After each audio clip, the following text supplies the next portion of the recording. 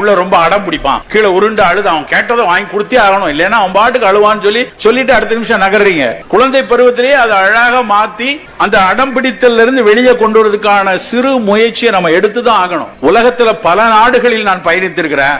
எந்த இடத்துலயும் பல நாடுகள்ல அழுதா உடனே வாங்கி கொடுக்கிற ஒரே கூட்டம் நம்ம தான். கேட்கறத வாங்கி கொடுக்கறதுனா பயங்கர அடம் பண்றாங்க அப்படிங்கிறது தான் ஒரு காமன் கம்ப்ளைண்ட் இந்த காலத்து குழந்தைங்க மேல. ஒரு எக்ஸாம்பிள் எடுத்துக்குவோம். ஒரு சூப்பர் மார்க்கெட் போறீங்க, டாய் கேட்டு உங்க குழந்தை அழுகுறாங்க, நீங்க வாங்கி கொடுக்க மாட்டேன்னு சொல்றீங்க. வீட்டுல எவ்வளவு டாய்ஸ் இருக்கு, நான் வாங்கி கொடுக்க மாட்டேன். ஓவர் கோவம் வந்து அங்க சூப்பர் மார்க்கெட்ல கீழே புரண்டு கிரண்டு அழுகுறாங்க, எல்லாரும் பார்த்துட்டு இருக்காங்க. நமக்கு கோவம் வருது, திட்டி வாங்கி கொடுத்துட்டு வந்துடுறோம். இப்ப அந்த குழந்தை மனசுல என்ன தோணும்னா, நம்ம இந்த மாதிரி அழுது அடம் பிடிச்சா கேட்கிற பொருள் கிடைக்குது, அப்ப அடுத்த முறை நம்ம இதே மாதிரி பண்ணோம்னா நம்மளுக்கு கேட்கறது கிடைச்சிடும் அப்படிங்கிறது அவங்க மனசுல ஆழமா பதிஞ்சிரும். இதனாலதான் ஒவ்வொரு தடவையும் அடம் பிடிச்சு பழக ஆரம்பிக்கிறாங்க. சோ இன்ஸ்டெட் நம்ம என்ன பண்ணலாம்னா, அந்த டாய் கேட்கறாங்க, நம்ம வாங்கி கொடுக்க முடியாதுங்கிறது நம்மளோட டிசிஷன், வாங்கி கொடுக்க முடியாதுன்னு சொல்றோம். அவங்க அழுக ஆரம்பிக்கிறாங்க, அடம் பிடிக்கிறாங்க, கத்துறாங்க, உருள்றாங்க, பரல்றாங்க. நம்ம ஜஸ்ட் அந்த நேரத்துல அவங்க கூட இருந்து அவங்களை அந்த இமோஷன் கோ த்ரூ பண்ண விட்டு அவங்க அழுது முடிச்சதுக்கு அப்புறம் வீட்டுக்கு கூட்டிட்டு போயிருங்க. ஆனா அந்த டாயை வாங்கி கொடுக்காதீங்க. எந்த குழந்தையும் நல்ல குழந்தை தான் மண்ணில் பிறக்கையிலே, அவன் நல்லவன் ஆவதும் தீயவன் ஆவதும் அன்னை வளர்ப்பினிலே. அன்னை வளர்ப்புல மட்டும் இல்லைங்க,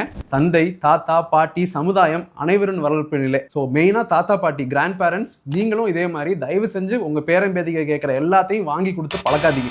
சோ குழந்தைங்க அடம் பிடிக்கிறாங்கிறதுக்காக நீங்க கேட்கறதெல்லாம் வாங்கி கொடுக்காதீங்க. நீங்க கேட்கறதெல்லாம் வாங்கி கொடுக்கறனாலதான் அவங்க அடம் பிடிக்கிறாங்க அப்படிங்கறத புரிஞ்சுக்கங்க.